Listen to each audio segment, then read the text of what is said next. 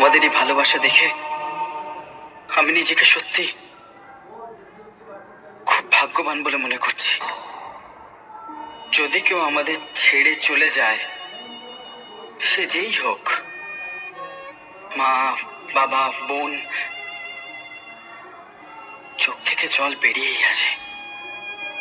কিন্তু কিছুদিন পর হয়তো সেটাকে ভোলাও যায়। কিন্তু যদি জীবনে কখনো ভালোবাসা আসে আর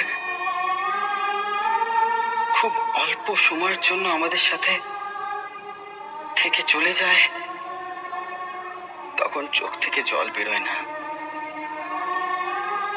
তখন বাঁচাটাই মুশকিল হয়ে যায়। আর যখন বোঝা যায় যে এই ভালোবাসাকে বাঁচানো সম্ভব নয়, এমনকি রাহুলও পারবে না,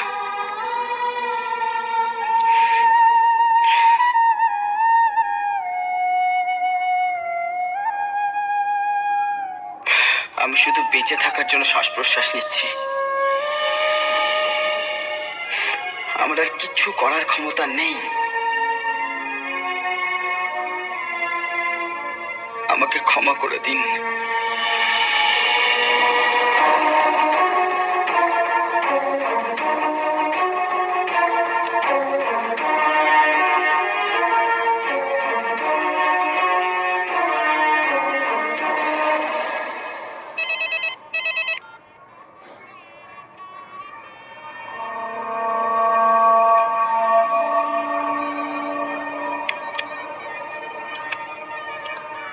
আমি একটা মেয়েকে জানতাম।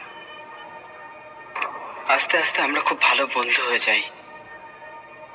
তারপর কখন যে এই বন্ধুত্বটা ভালোবাসা হয়ে গেল আমি বুঝতেও পারিনি।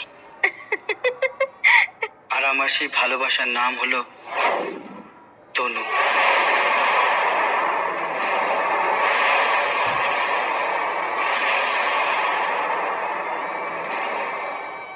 তবে আমার এই কষ্টের জন্যে তনুর কিন্তু কোনো দোষ নেই, কারণ ও তো জানতোই না যে আমি ওকে ভালোবাসি। যে ভালোবাসা সেদিন শুরু হয়েছিল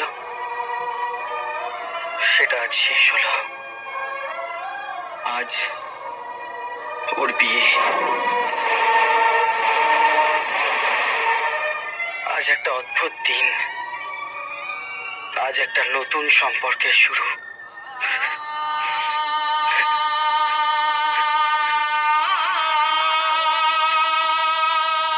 আজ আমার ভালোবাসার শেষ দিন। আজ আমার খুব কষ্টের দিন।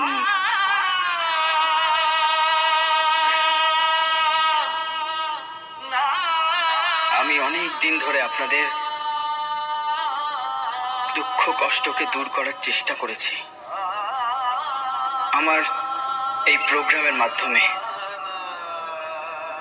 আর আজকে আমি আমার দুঃখ আপনাদের সঙ্গে ভাগ করছি। আমি কোনোদিনও ভাবিনি যে আমার জীবনে এমনও দিন আসতে পারে। আজ সেই দিনটা এসেছে।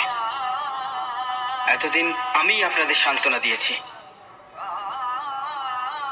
তার বদলে আজ আপনারা আমাকে সান্ত্বনা দিতে এলে সেটা ভুল হবে,